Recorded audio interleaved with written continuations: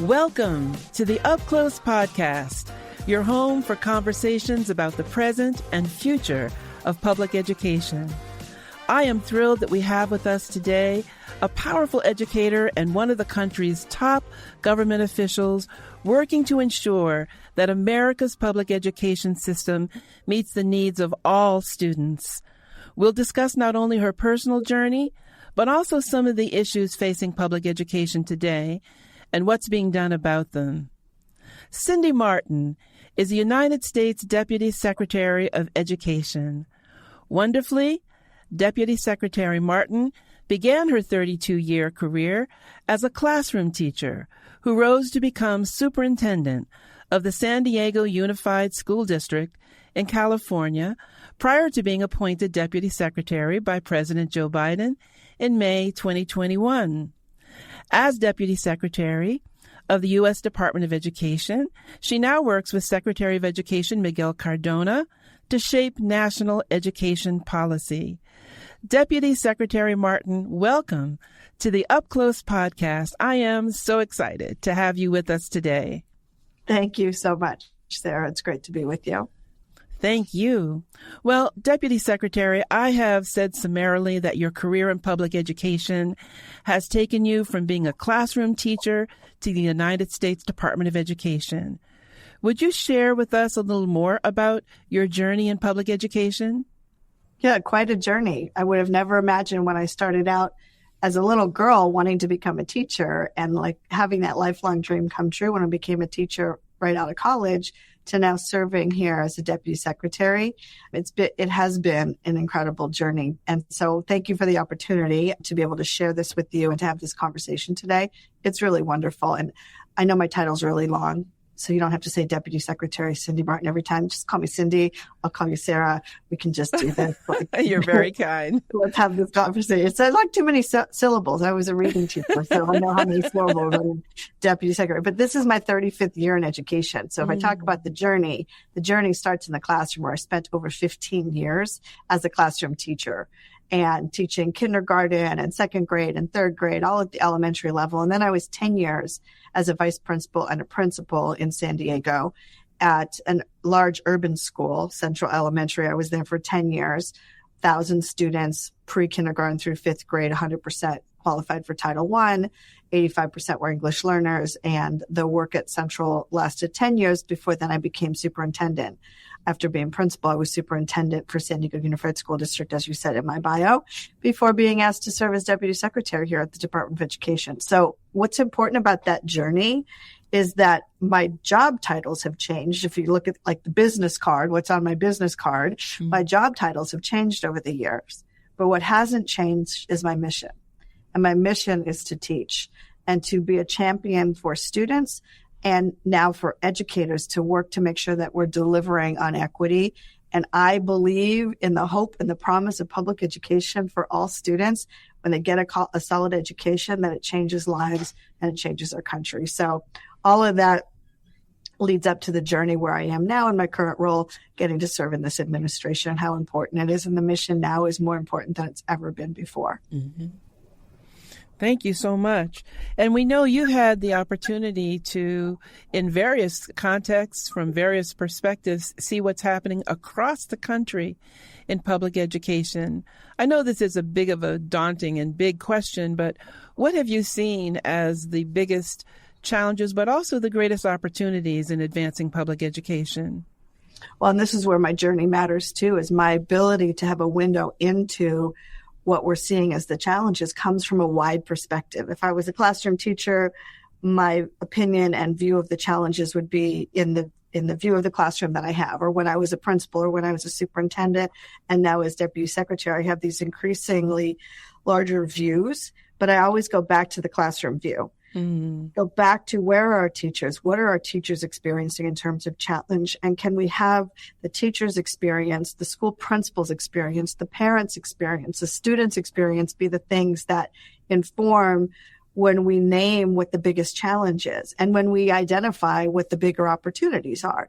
The opportunities and challenges for a fair and equitable public education system come from the perspectives that we bring into policy room conversations. So I can say through all of those multiple lenses, the most important is that we have to make sure that there's a well-supported, qualified educator in every classroom, because that matters more to student achievement than any other aspect of schooling. So no matter which way you look at policy challenges and opportunities, it begins and ends with a quality educator who's been supported and continues to be supported on their career journey. I also think that we have to reimagine what we want from our schools and what we want for our students. And this comes from multiple years of experience and what kids have told me and what parents have said. We have a huge opportunity to think about reimagining and starting with how do we support and empower students. Educator voice and student voice matter so much. So I think when we reimagine on the biggest challenges that we have, how do we better recruit and retain excellent teachers? That's a huge challenge for public education. And it's also at the same time one of the biggest opportunities.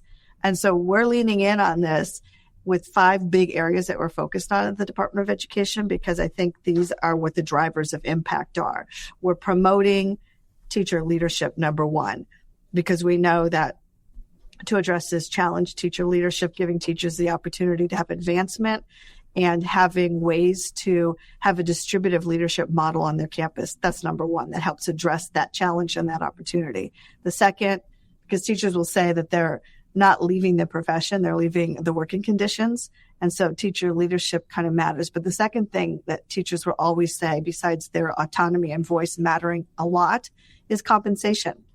Compensation matters. So we are seeing changes here. We are raising the bar, moving the needle on this, because since the 2021-2022 academic school year, at least 30 states and DC have taken concrete steps at the state or system level to increase compensation. So that matters. Teacher pay has not kept up with inflation. Average salaries increased by 4.1% from 2021 to 2023, and that's double the increase from the prior year. So that's the second area. First, teacher leadership, then compensation.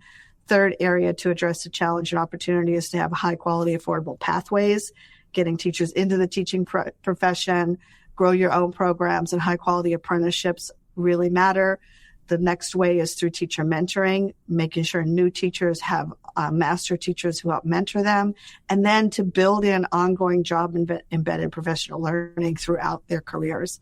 And then the last area is to lean in on educator diversity, because we know that throughout all the work of teacher recruitment and preparation and retention, we have to ensure that teachers have a viable pathway to enter the teaching profession, and that we have work to do when we talk about the educator workforce being one that reflects the student diversity of the very students that they're teaching in the classroom. So I kind of frame that as an opportunity and a challenge all at the same time, and leaning in on the teaching profession through those 5 strategies.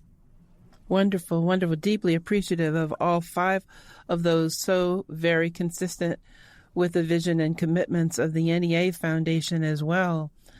And I know that as you have shaped those policies, Deputy Secretary, you have had lots of opportunity to speak with educators around the country. And can you bring to our listening audience, what are you hearing as you travel the country about the experience of educators today? Well, Sarah, a lot of what I just said, this idea about teachers aren't leaving the profession, they're leaving the working conditions, which is why we've leaned into these big policy platforms that we need to do based on what I've heard. So everything I've just spoken about, but I've also heard in my travels across the country, listening to teachers closely, is this idea around equity, to make sure that students and educators have equity. And we've defined equity as students and educators getting what they need, when they need it, in the way that they need it. Yes, yes. So teacher voice and teacher efficacy really matters here, that teachers have a say in how their school is run, how they work in their classroom, how they respond to students' needs. All of that is the equity of the teacher voice. And then there's equity around student and parent voice, that are we designing systems for our students? Or are we doing it with our students? Are we designing what teachers should be doing? Are we doing it for them? Or are we doing it with them? And so equity has a lot of levers that matter in terms of the voice of the educator being primary, and that educators listen to their students and the parents. The second thing I always hear about is pay. How are we respecting the visible and invisible labor that our educators are dedicating to their craft? Teachers tell me the hours that they're working, the time that they're spending, the supports that they need and are not getting, the supports that they're getting that they don't need because nobody asked them what they needed. Mm-hmm. And so when we think about how do we wrap that all together, it's not just as simple as pay us more. It's respect. Respect matters, and respecting voice, and also paying what a teacher deserves. And so, I mean, truly, respect does matter, but it can't just be admire the problem. It has to be doing something about it. But to be able to shape the problem for what it is, it's not just a matter of someone's opinion that teachers aren't paid what they deserve. And I think the last thing I also hear goes back to teacher voice and efficacy. Let's just remember, besides, of course, paying them well, making sure there's equity, trust our educators. Mm-hmm. It's respect and it's trust. You can respect somebody, but maybe you're not trusting them. You can trust them, you're not. Make sure you're trusting our educators. The educators want to keep the polarizing politics out of their classrooms. They want to teach the students in front of them. And personalized learning is what teachers know how to do best. They can assess the needs of their students. They can differentiate instruction. They can figure out who needs what, when they need it, within the common curriculum that their school and their board has decided. But educators have the responsibility to create this safe and welcoming learning environment for all students without politics coming into their classroom, telling them what to do and not do. Teachers have gone to college for this. Teachers have trained to be able to do this. They have the expertise. Let's trust our teachers to teach students so that they can be free to learn in our classrooms. I think there's a lot of models, a lot of things have inspired me along these lines, but those are some just to get us started on that. Thank you so much for that. And especially, I want to thank you for such a clear description of what comprises educational equity. There are so many who sometimes are a little confused, it seems. What are we seeking there? But I don't think you could have been any more clear. So thank you so much for that. Taking a little bit of a turn, Deputy Secretary, I know you also have a track record for championing the importance of health and wellness in schools and workplaces. In fact, under your leadership, several schools in the San Diego Unified School District received America's Healthiest School Awards from the Alliance for a Healthier Generation. Can you tell us about some of the ways that you've promoted wellness in schools and how health and wellness factor into that issue of equity? I mean, it's like everything. Equity, when I told you we define it as getting what you need, when you need it, in the way that you need it, it's also where you need it. Yes. And where you're needed is in your workplace and in your place where you go to school. So are students and faculty and staff members able to get the kinds of supports that they need? And, you know, I mean, NEA's foundation mission around all of the things that you care about, collaboration and partnership, kind of is the background of when I thought about the work that I was doing in San Diego to create. I mean, I wasn't going after getting America's Healthiest Schools Awards, although we did. But when we worked on that, and then I've brought that here to the mental health work here at the department. Look, San Diego Unified is the second largest district in California. Mm-hmm. We had 16,000 staff. And if we didn't figure out how to prioritize the physical, mental, social, emotional health and well-being of our students and our staff, then we're not going to get to the core mission around academic outcomes. We know why we exist. We want academic achievement for our students, but students aren't learning when they're not well. Teachers aren't teaching when they're not well or when their students aren't well.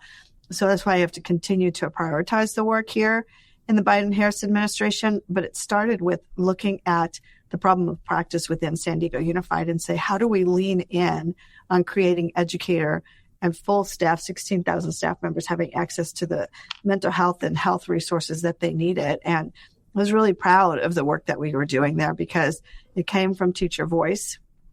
It came from leading a multidisciplinary group of people through our nursing and wellness department, through our counseling department. We partnered with VIBA, which is the healthcare provider that works on providing healthcare through the trust to San Diego Unified employees. All of that came together to be able to have us provide really concrete supports and resources so people knew where to go. More than just there's requirements. You can call the EAP line if you need help with something, but we wanted to do even more than that and frankly make it personalized. And so that's what we did. We also worked with the American Heart Association for healthy schools. And there's a lot of work out there around how do you create this environment within a school campus. And it starts with leadership at the top, and the leader's voice matters. That the leader, the superintendent of the district, is prioritizing health and wellness. But it can't just start it starts at the top, but then it has to be empowered through funding decisions and access decisions all throughout the organization, which is what I cared a lot about.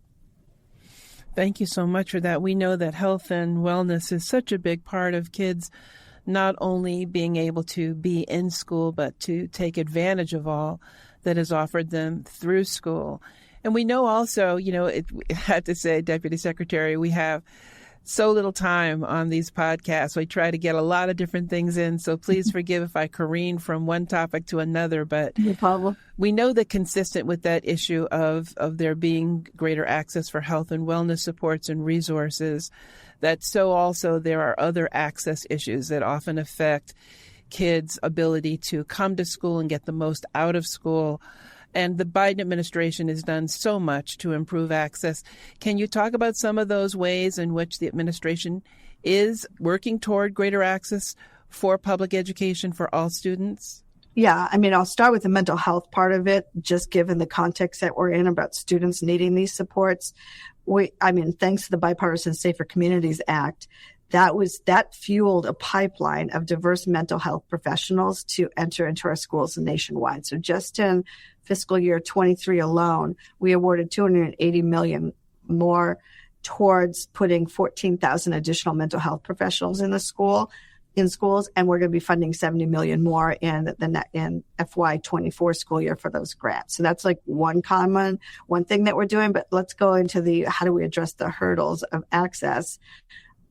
First of all, making sure that the access is there with the mental health supports. But we also believe that the high quality public education, starting all the way at preschool, going all the way to post-secondary and beyond, is what empowers everybody to realize their dreams. So we're committed to ensuring that all students get an education that enables them to thrive in school and in life. Secretary Cardona has said many, many times the importance of a high quality education, which is why he started his call to action called Raise the Bar, Lead the World. Yes. And what that means is we're transforming education.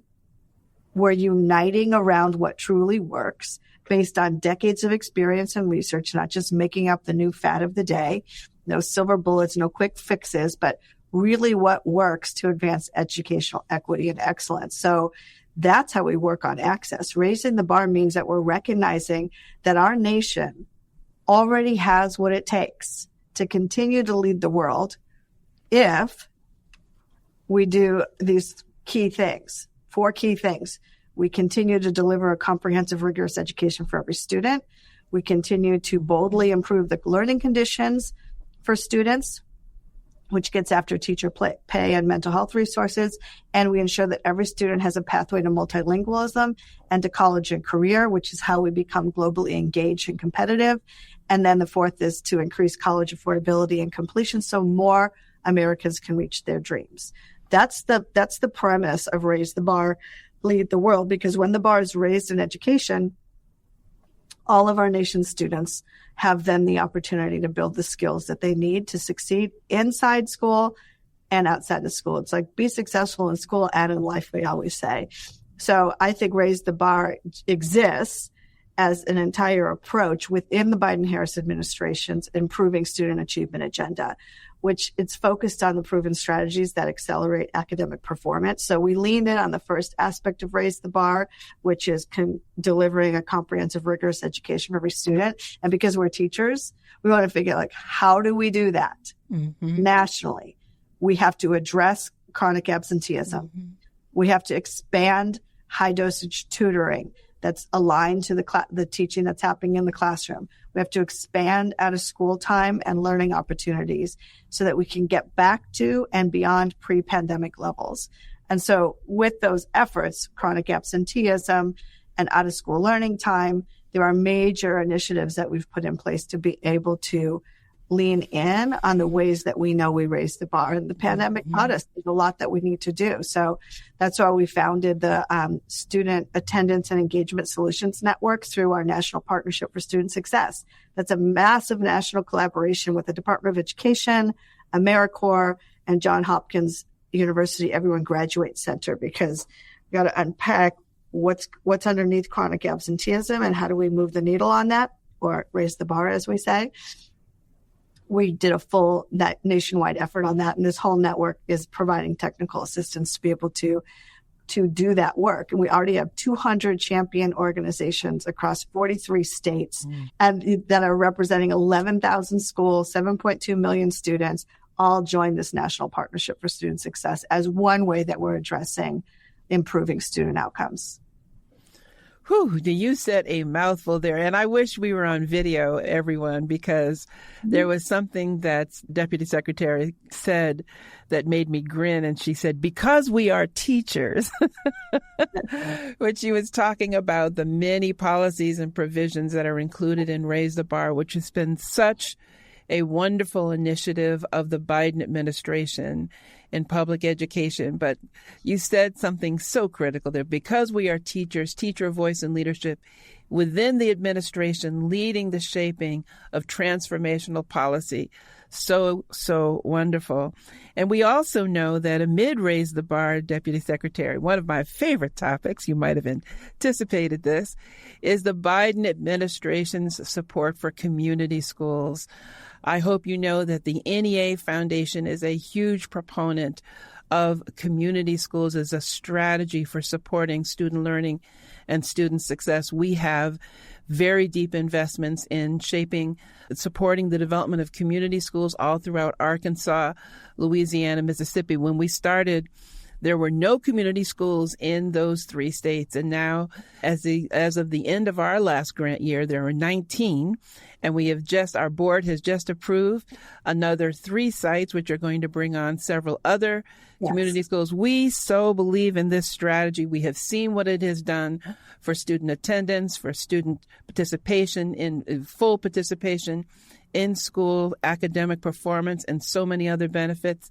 So, of course, I have to ask you, Deputy Secretary, what do you see as the trajectory for community schools in this country? And everyone, for all the many other strategies that the administration is supporting, we'll try to fit you in, but I had to hear about community schools. No, this one really matters. And in my 10 years at Central in City Heights, the community in San Diego really outlines for me the importance of a robust community school and a holistic wraparound support that, we can describe this in all of the research, but to see it in action, what does it actually mean? I know why you're a big champion of it. I know why you care about it so much, because we listen to teachers and they'll tell you that a supportive community school makes all of the difference. And so I guess we'll say what President Biden says all the time: show me your budget and I'll show you your values. Yes. And you'll see the latest budget speaks for itself here. The Biden administration has proposed another $50 million increase in our community schools program. Yes. And we've already increased it to date by 5 times. Yes. This isn't just throwing money at the problem. We're not just buying things. You don't just buy your way into an equitable, excellent education system. You invest in the things that matter. But this additional funding would help us expand the program that we know works. If we know it works, let's do more of it. Stop doing the things that aren't working. But this funding will support approximately 84 more schools, serving more than 250,000 more students. And it allows us to conduct an important effectiveness study. A lot of people need to sort of keep the receipts, so to speak, or the return on these investments. That's part of what we want to fund as well. Right now, we've supported over 2,000 community schools that serve over 1 million students. Let's show what that's doing. Let's show the outcomes and how that's making a major, major difference for students. I mean, when I was principal at Central Elementary, we talked earlier and you said you wanted to hear some stories about what this actually looks like. The school that I was leading in San Diego did not have a school-based health center, and it had major needs. 100% of the students qualified for free or reduced lunch. 85% were English learners. And we had an FQHC, which is a federally qualified health center, 2 of them, down the street from the school.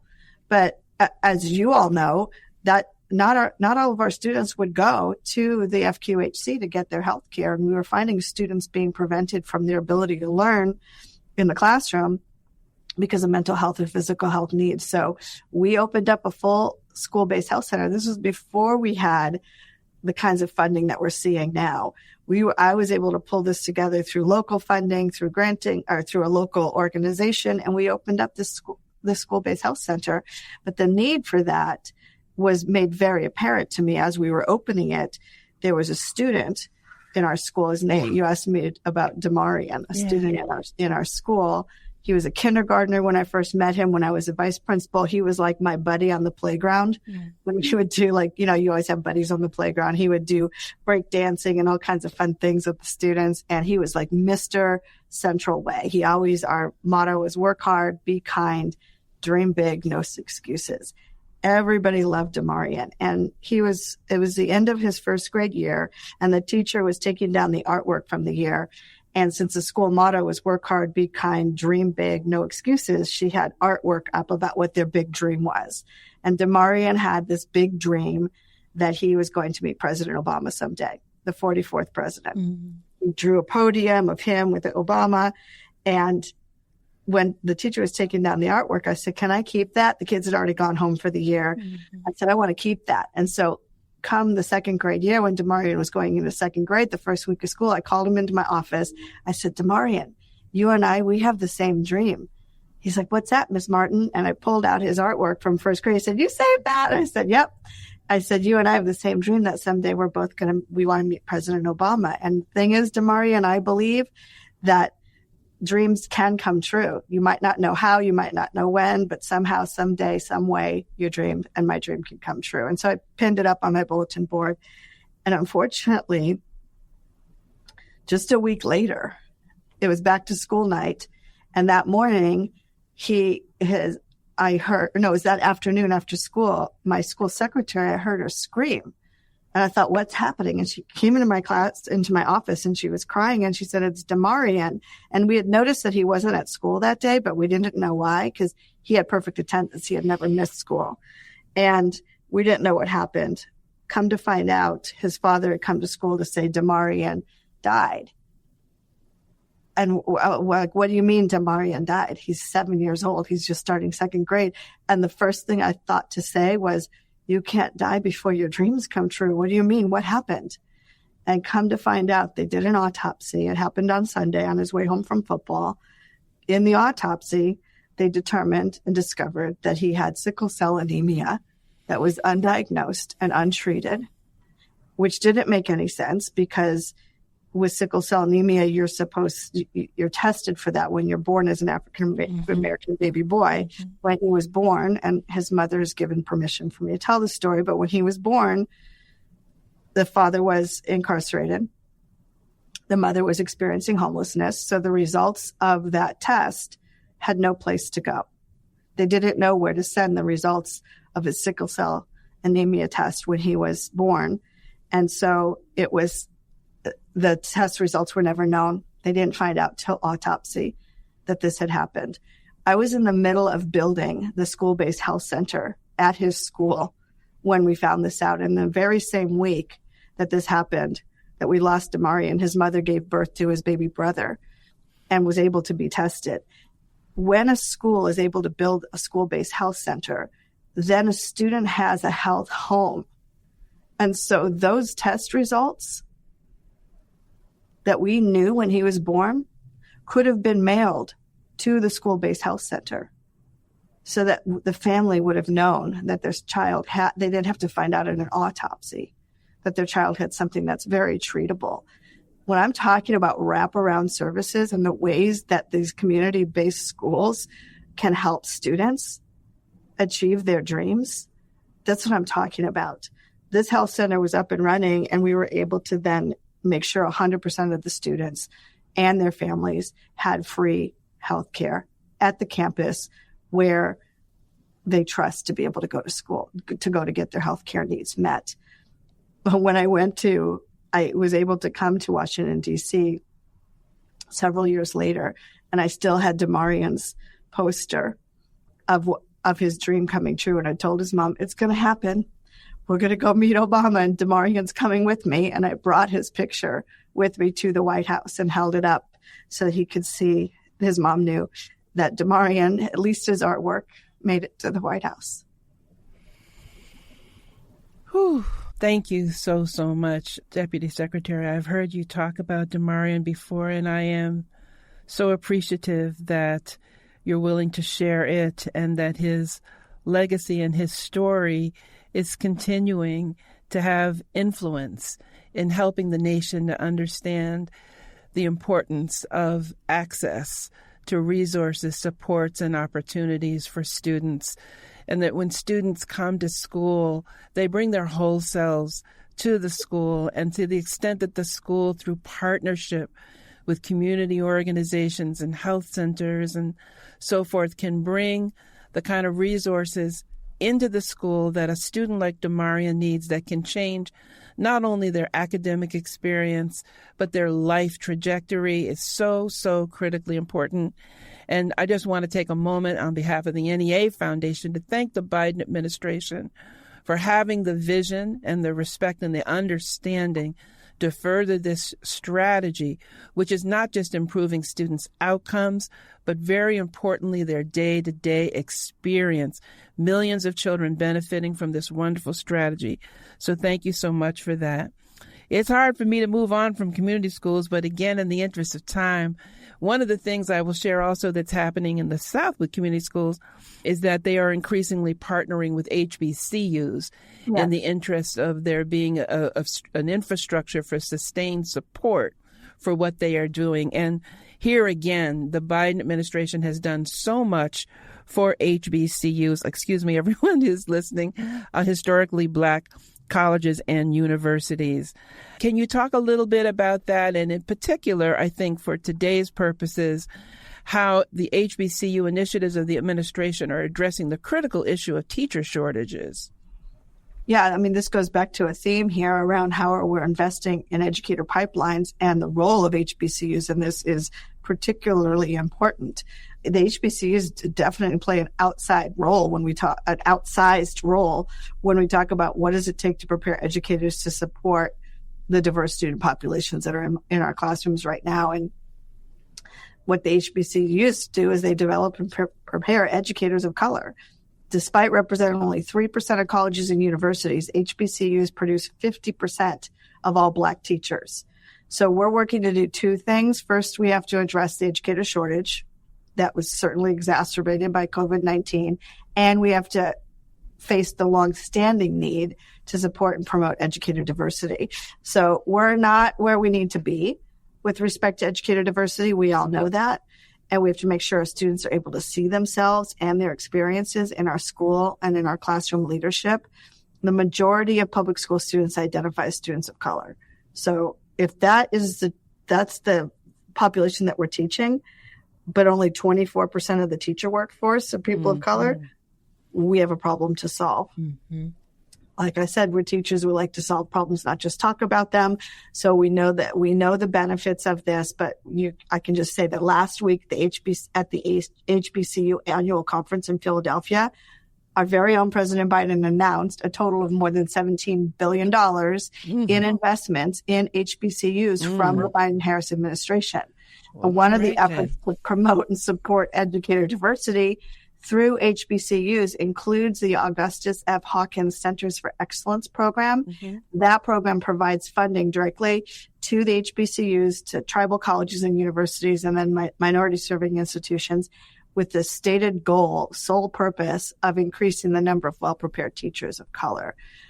Our administration was the first administration to secure funding for this Hawkins program, and we invested $38 million in the program. An additional $1.6 million of new awards were just announced last week. There's been great demand for the Hawkins program. It's a competitive grant program, but it is moving the needle, and it's had more qualified applicants than the department could even fund, which tells you the need is there. That's why President Biden the budget now proposes to double the funding for the program for the FY25 year. There's enormous need and enormous potential here. Also, last week, we awarded $1.5 million to establish a National Technical Assistance Center to diversify the workforce serving children with disabilities. Wonderful. That center is supporting Wonderful. HBCUs, TCUs, and MSIs that offer high-quality degree certification program in early intervention, early childhood, special ed, and other related services. And, Secretary Cardona has said HBCUs punch above their weight because they're producing a higher percentage of Black excellence than any other university system.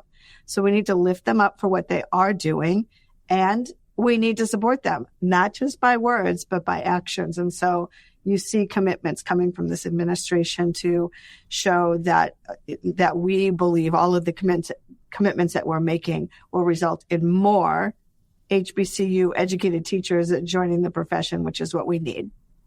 What a brilliant strategy. And you went through so many millions and billions there of commitment. I don't know that I could keep up, but wonderful, wonderful work and commitment again for the president's commitment and the secretary's commitment, your work on this. Just wonderful, Deputy Secretary. As we look also unfortunately, our time is nearing an end, but I want to get a few more questions in. As we look at what is happening in education, we know that also there's this surge emphasis on artificial intelligence. And we know that artificial intelligence has been around 60 some years. It's not new, but it seems new and is getting new, is approached differently in educational settings and elsewhere around the country, really surging in the past couple of years. What do you anticipate that is going to mean for the education workforce? Well, first of all, anytime we talk about AI, I have to start with AI is not replacing teachers. It's enhancing a teacher's ability to do what teachers do best: differentiate instruction, personalize learning, and meet students where they are. It's a powerful tool in the hands of a well-prepared, well-supported educator.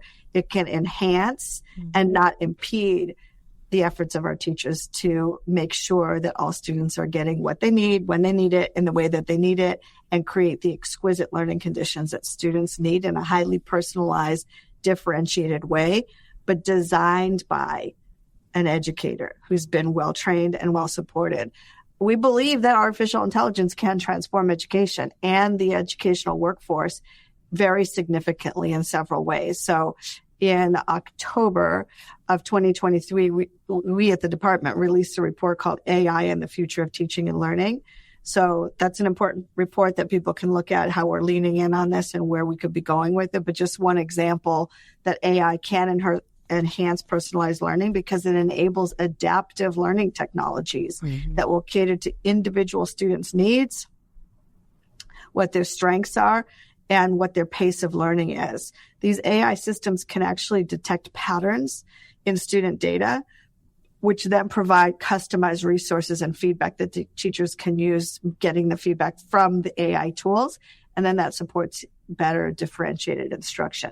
In terms of the educator workforce, AI has a lot of hope and promise to reduce administrative burdens, to enhance instructional supports. It can be a tool that will automate some of the routine tasks like grading, scheduling, managing communication. Lets teachers focus more on teaching and student interactions, but it can also provide real-time feedback on student performance. And we have, teachers always talk about the difference between teaching and learning. You could say you taught something, but how do you know if a student learned it? Teaching it isn't enough. Learning matters. So you can be more responsive to, I just taught this lesson. How do I know if my kids learned it? And can I get real-time feedback that learning actually occurred, not just teaching? But I think to fully leverage the AI benefits, we have to actively put it in the context of what the risks might be. So there needs to be robust policy and guidelines to ensure that AI is used ethically, that it's used effectively. There's got to be clear guidelines and guardrails for students and teachers.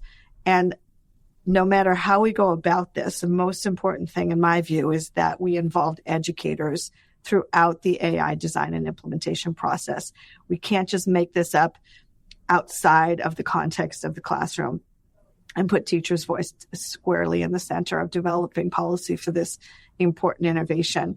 It was our 2023 AI report that we used an e-bike analogy where we painted the picture of what we envision for AI. And the analogy calls for AI that's not like a robot vacuum, but more like an e-bike. The human driver, student or the teacher or the parent, is in control, but experiences less effort and greater capability to raise the bar for student achievement. It's not like the Roomba or whatever the vacuum is called, just going around on its own with no one controlling it. E-bike, you could go up the hill better because you have the electric motor. Kind of the analogy we're using there. In 2024, we updated this because we don't just need e-bikes. We need safe e-bikes. We have to have developers that are working in the space that can collaborate on safe rules of the road. We need developers to support users to implement safety precautions. Wear a helmet, use your lights, ring your bell. So in 2024, we're getting much more specific about how to develop AI safely so it becomes safe for all, and especially for those in vulnerable and underserved communities. There's a great potential here. It can significantly enhance learning and teaching experiences, but we have to leverage it responsibly and stay focused on supporting personalized learning and ultimately contribute to better educational outcomes for all students in the way that we approach this. What a wonderful analogy. I love that. E-bike. That works and is so clearly descriptive. Thank you for that. And for such a hopeful presentation of the ways in which AI is indeed going to enhance, not supplant, but enhance teaching and learning. That's just wonderful. As we near the end of our time together, Deputy Secretary Marten, I want to give you just an opportunity to talk. We end our podcasts with Up Close pretty much the same way each and every time. And lastly, always by asking the person we're with, what gives you hope about the future of public education in this country? And so, Deputy Secretary, what gives you hope? My hope comes from what I see every single day in the work that I get to do now with this view of the country. I'm very clear on my vision and always have been, and what my role is. I know that we need to create conditions in every classroom across our country where all students become actively literate, contributing, participating members of our society who make a positive difference in the world.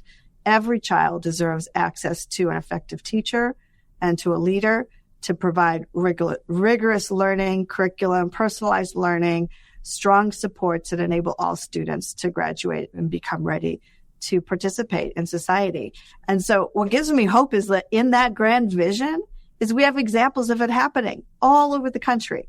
It's happening in some places at some times with some students. We do have pockets of excellence that allow us to build upon to create the systems of excellence. We just released a 50 state-by-state fact sheet on our website that demonstrates all of the investments that we've made to show high-quality examples of this administration's historic investment of billions of dollars to not just recover from the pandemic, but to move forward.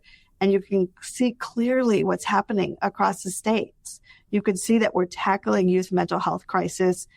We're addressing gun violence. We're improving school climate.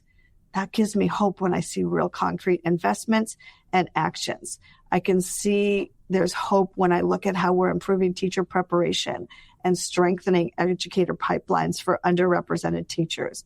I see hope when I see what it looks like to prioritize college affordability and post-secondary success and career pathways.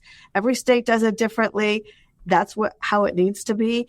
There are bright spots to learn from across the country. And I just think the work that we all have to do, the work you're already doing, the work I'm doing, is for us to all continue to believe in the hope and the promise of a strong public education system as the bedrock to a thriving democracy.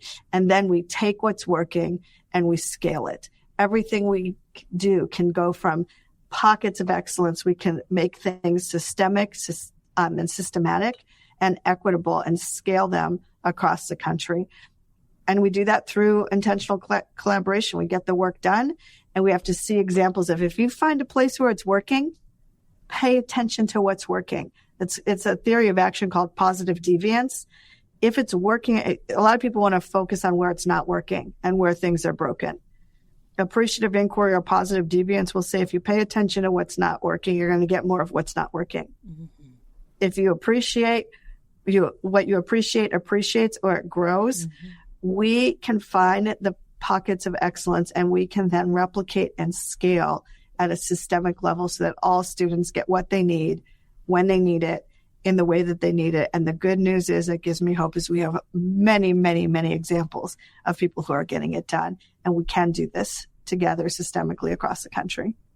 Well, I'm cheering inside my spirit. Thank you so, so much, Deputy Secretary Marten, for that very hopeful vision and for all that you are doing, and Secretary Cardona and President Biden, to advance the very best in public education. We are cheering on the work of the administration and very grateful for it.